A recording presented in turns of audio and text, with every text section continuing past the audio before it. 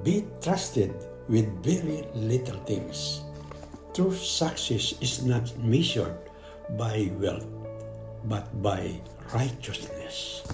Proverbs 16:8 says, "Better a little with righteousness than much gain with injustice." Mga kapatid, mas mabuti ang yaman na kakaunti, ngunit galing sa mabuti, kaysa yaman na marami na galing naman sa masama. Jesus also said in Luke 16:10, "Whoever can be trusted with little things can also be trusted with much."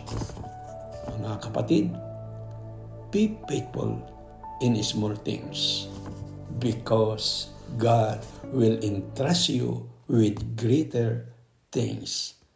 Mga kapatid, maging matapat tayo sa maliit na bagay at ipagkakatiwala sa atin ng Diyos ang mas malalaking bagay. Amen. God bless us all.